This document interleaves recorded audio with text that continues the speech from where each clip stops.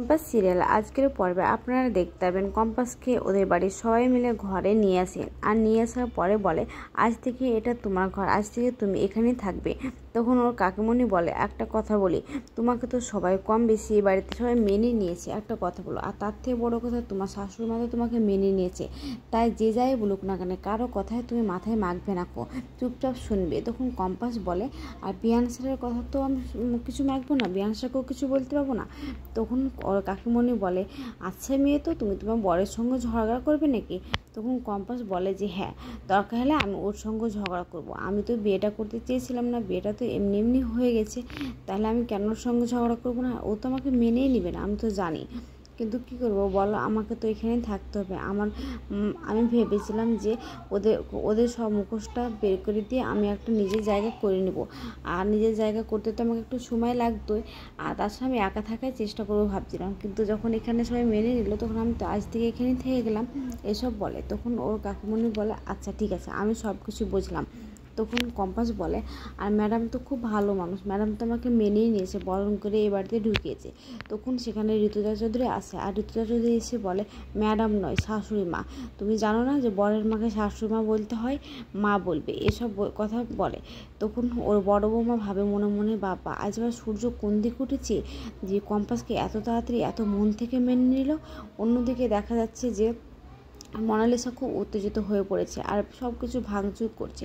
তখন ওর মা বলছে মনা তোর লেগে যাবে, তোর হাত পা কেটে যাবে, তুই একটু চুপ করে দাঁড়া না প্লিজ শোনা মা, এসব বলছে। তখন মোনালিসা বলছে মা কেন তুমি খুশি হওনি? একটা কথা বলি, যে মা মেয়ের খুশি চাইতে পারে না সে মেয়ে তো এরকম হওয়াটা উচিত, তাই না? তাই তো এরকমই হয়েছে, এসব বলে। ঠিক তখনই ওখানে অভিজ্ঞান চৌধুরী আসে, আর অভিজ্ঞান এসে বলে মনা তুমি এসব কী করছো, চুপ করে দাঁড়াও। তখন মোনালিসা ওখানে যায় দাদুর কাছে আর বলে দাদু ব্যারিস্টার অভিজ্ঞানের মানুষমান চলে গেল, তার নাতনি নাথিং গুড ফর এডি, এসব তোমার ভালো লাগছে না? না বুঝি তোমার তো মানুষমান থাকবে না গো, আর হ্যাঁ আমারও থাকবে না, তুমিও কাউকে মুখ দেখাতে পারবে না। তখন ওর মায়ের সামনে এসে মায়ের দিকে আঙুল তুলে বলে আর শোনো তোমরাও কখনো কাউকে মুখ দেখাতে পারবে না, বাবা তো কখনো মুখ দেখাতে পারবে না বলে তো ঘর থেকে বেরোচ্ছে না। কী গো বাবা ঘর থেকে বেরোচ্ছে না? আমার এই মুখ দেখতে বুঝে ঘৃণা করছে, ঠিক আছে যখন এই মুখ দেখে ঘৃণা করছে তখন আমি এখনই মুখকে ক্ষতবিক্ষত করে দেবো, বলে ক্ষতবিক্ষত করতে গেলে ওর মা বলে মনা তুমি এসব কী করছো, তুমি চুপ করো। তখন বলে কেন আমি করবো না মা, আমি ঠিক করছি। তখন ওর দাদা আসার বলে যে মনা তুমি কী করছো, তুমি একটু চুপ করে শান্ত হয়ে দাঁড়াও। তখন বলে কেন দাদু আমি কী করবো চুপচাপ, তুমি দেখলে না আমাকে কম্পাস কী করলে, তোমার সব কিছু শুনলে কি সব কিছু আগের মতো ফিরে পাবো আমি, এসব বলতে থাকে। অন্যদিকে দেখা যায় যে কম্পাসকে ওর কাকিমণি আবার বোঝাচ্ছে যে ঠিক আছে দাঁড়াও, আর ও শাশুড়িমা বলছে এই এক কাজ কর দেখ না যে কী করে কী হয়, ভালো বউ ভাত অনুষ্ঠান করব। আর ওরা তো ছোটো ছোটো বাচ্চারা তো চাইছিলো যে ও ছোটদের ভাই বিয়েতে ভালো করে হোক, তো আমরা ভেবেছিলাম করবো না, তো যখন কম্পাসকে মেনে নিয়েছে তখন তবে তাই হোক, এসব বলে। ঠিক তখন ওখানে মাহি আসে আর এসে আর জেমাকে বলে যে মা একটু শোনো এদিকে।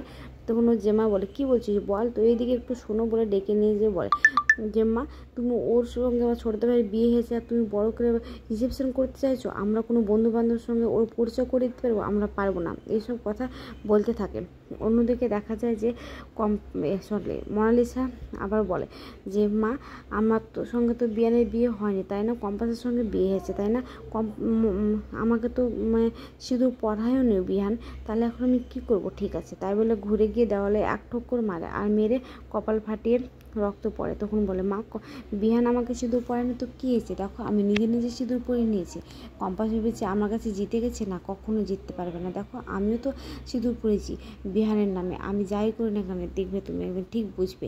তখন বলে মা তুই যাই করিস না কেন দরজা বন্ধ করিস না, তুই নিজে ক্ষতি করিস না। তখন মোনালিসা বলে ক্ষতি তো করবো কিন্তু হ্যাঁ আমার নয়, কম্পাসে ক্ষতি করব, বলে সেখান থেকে চলে যায়। তখন ওর মা বলে মনা করে ছুটতে গেলে ও দাদু বলে বৌমা ওকে একা ছেড়ে দাও, ও একা একটু থাক, ও আমার নাতনি অভিজ্ঞান দত্তর নাতনি, তুমি ওকে একা থাকতে দাও। তখন ওর মা বলে বাবা আপনার সে ও অন্যায়কে আমি ছোটোবেলা থেকে প্রশ্রয় দিচ্ছি, আর ওর অন্যায়কে আমি প্রশ্রয় দিচ্ছি, অন্যায় করতে করতে ভেবেছে যে অন্যায়টাই ঠিক, এসব বলে সেখান থেকে চলে যায়।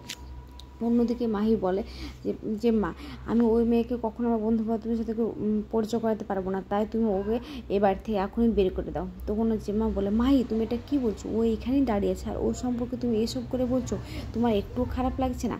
এসব বলে। তখন ওখান থেকে ওর জেম্মা ওকে নিয়ে এসে ওর মুখে হাত বুলিয়ে বলে, একটু চুপ করো, একটু শান্ত হও, নিজেকে ভদ্রভাবে শিখো, তোমার মায়ের সঙ্গে কী ব্যবহার করছো, এই তোমার শিক্ষা, এইভাবে তোমাকে শিক্ষা দিয়েছি, এসব বলে। তখন ও শাশুড়ি মা গিয়ে বলে, আর একে বৌদি বলে মেনেই নেবে কেন? দেখো ছোট ছোট চুল, দেখো জিন্স টপ পরেছে, এসব বললে কি বৌদি মনে হচ্ছে? তখন কম্পাস বলে, আমার ছোট ছোট চুল রাখতে ভালো লাগে। তো ঠিক আছে, ছোট চুল রাখো, কিন্তু শাড়ি গয়নাঘাটি তো পরবে, এসব বলে। অন্যদিকে মোনালিসা ঘরে গিয়ে সব চুড়ি মুড়ি খুলে ছুঁড়ে ছুঁড়ে পাখি দিয়ে ফেলে দেয়।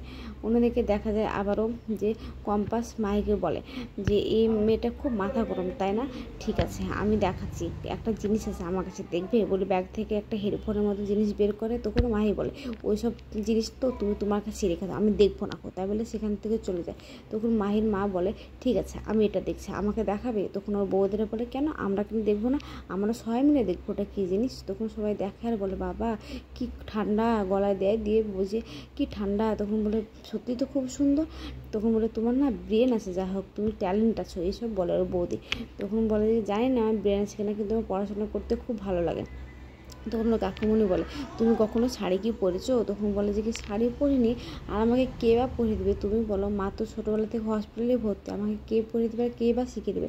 আর তাছাড়া এর প্রতি আমার কোনো ইন্টারেস্ট ছিল না, তাই আমি চেষ্টা করেও দেখিনি এইসব কথা বলে। তখন বলে, ঠিক আছে আমি সব কিছু তোমাকে পরিয়ে দেবো, তুমি এখন একটু মুখ হাত পা ধুয়ে রেস্ট নাও, আর কাল রাত্রে তুমি বিহানের মুখ অবশ্যই দেখবে না কিন্তু, আর বিহানের মুখ দেখতে পেলে কিন্তু ওর অমঙ্গল হতে পারে, এসব বলে। তখন বলে, ঠিক আছে। তো আজকের পর্বটা কেমন লাগলো? আপনাদের ভালো যদি লাগে তাহলে কমেন্ট, শেয়ার আর বেশি বেশি করে সাবস্ক্রাইব করে দেবেন। আর হ্যাঁ, যে সিরিয়ালটা দেখতে চান আমাকে কমেন্টে জানাবেন।